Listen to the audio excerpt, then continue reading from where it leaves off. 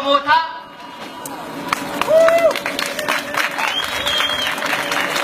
Furmaata boroo jiru. Boromatti dhiisanii maaliif fagoo jibbaatu? Yoo barnoota hin qabaanne qoraanuma qofaadhaan dheedhii namaan bilchaatu.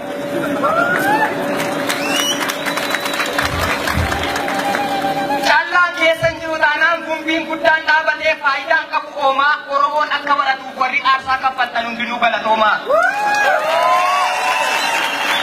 Anis lammii koo guddisuuf beeka kan qooda qabu. Hojjechuuf yoon humna dhabeeyyuu dubbachuuf jechan dhabu. Sawallaale gorseetan sabeeku immoo jabeessa. Abdii kutannaaf nuffiin Oromoorraa fageessa.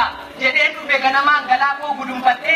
Ansin beeka fooliidhaan ijas yoon dunuunfatte. Atoo eenyu yoo jettan ani lataadha jedhee maqaa kiyya himadha. Mee harka shab godhaa daamileen na simadha. Taphataa kokolfaagaa gonkumaa mukaa'inaa dala teessaniiti. Finfinneedha yoo ta'e biyya abbaa keessaniiti. Biyya Oromoon dur wal ga'ee kuunfatu tumaa bunaa biyya qajeelaa dooyyoo kan warra tufaa munaa nuwoo warra seenaati seenaa nama gaafannaa. Finfinnee arra namni fooqiitti ijaaru kana dulloon itti yaafanna. Eeyyee Kaazaanchis boolee maaltisee sarara fooqiin bareedaa. Cokorsa turra ture dulloon keenya tudeedha. Warri kulallee, warri eekaa, warri galaan, warri meettaaf abbichuu mararreedhaan wal waamu jedhanii jaalaammichuu yoo dhaba wal gaafatanii kan qaban waliin qooddatu inxooxxoorraa gadoofanii saawwan orobaafatu. Finfinneen inni duriiga orri gabbinaa jedhee saawwan isaatti dhiphata. Finfinneen inni ammaa immoo firoowwan qoricha jedhee qaama isaatti dhiqata.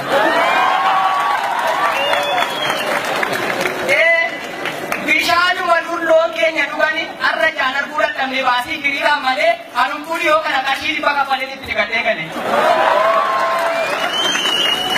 Kan dhiibbaan hin mancaasne, kan hidhaan hin mancaasne hidhata bonaaf ganna dachee biyya kanarraa dhiigaan kan mallattaa'e mallattoo seenaa qabna. Waan tan jechuu barbaade gaa yommuu dhiba taasisu taphadhaan mukaa'inaa dachee keenyarra jirra sodaan hin barbaachisu.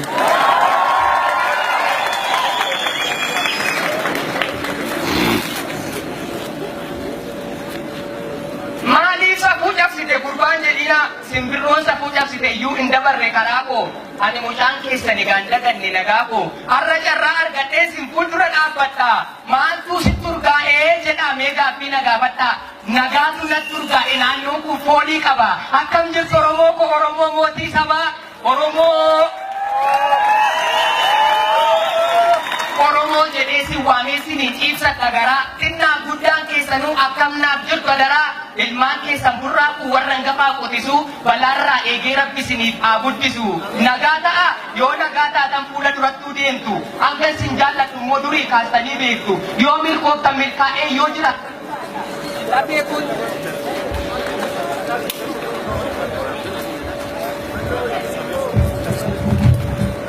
Nagaa ta'a yoo nagaa taatan fuula durattuu deemtu.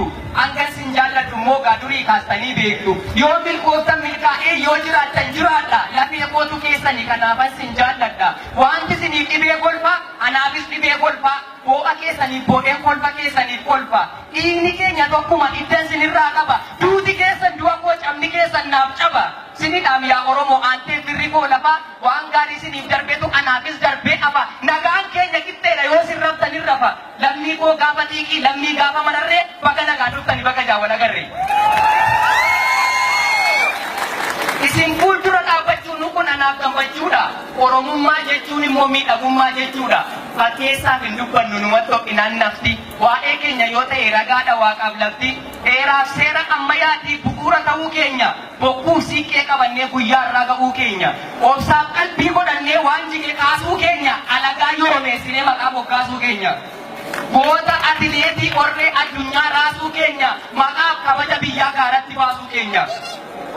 Fiigicha ajaa'ibaatiin miila dorgomtoota kaanii akka mul'uutti marqee atileetota keenya miti dorgommii addunyaa irratti kan guurumeetiif warqee.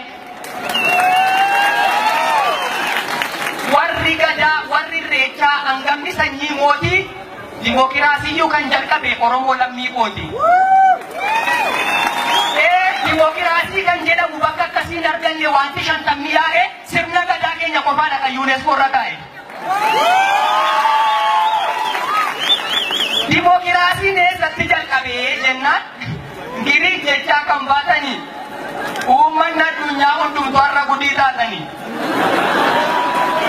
Seenaani yoo namni dhoksesi hin dhokatu eessatti ittuma didaa liqimsaa kan dimookiraasiin kan jalqabe Oromiyaa keessatti.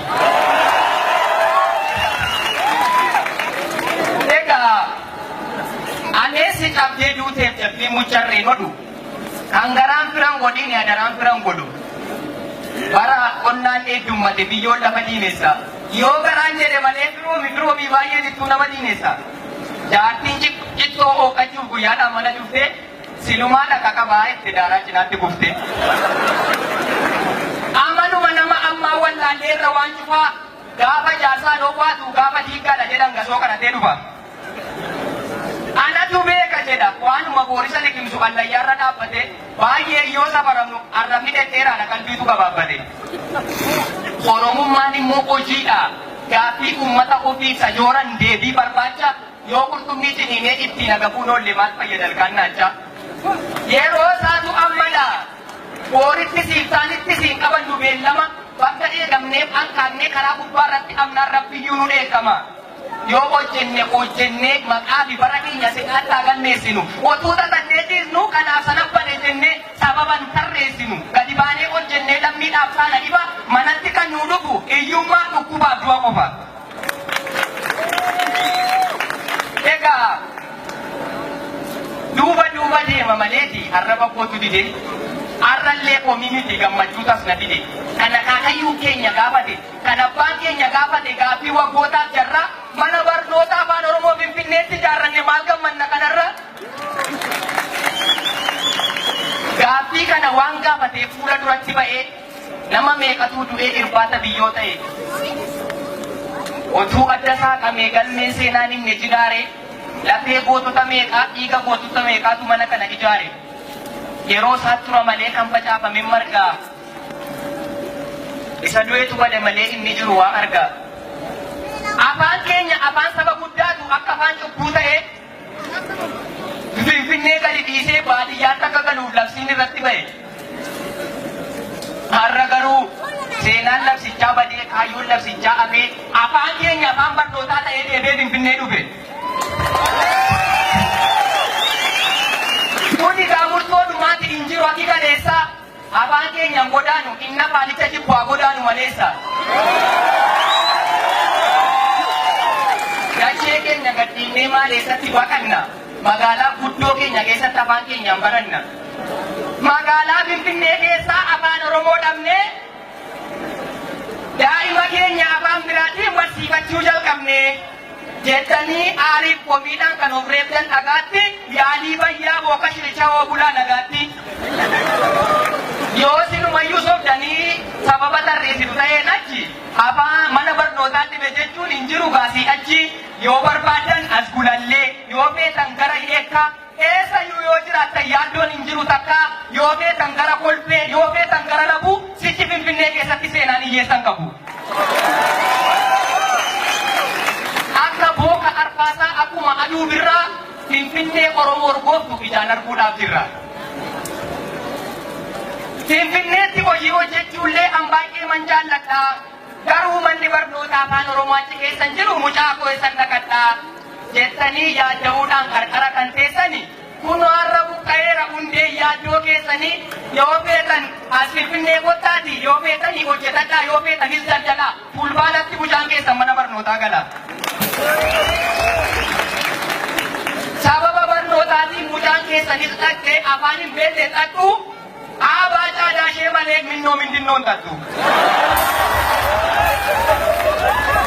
Egaa nutis akka namaa asumatti hojjetannee otoo jijjiiruu dandeenyu sababa afaaniitiif Finfinnee keessaa baanee qarqara lafaan teenyu.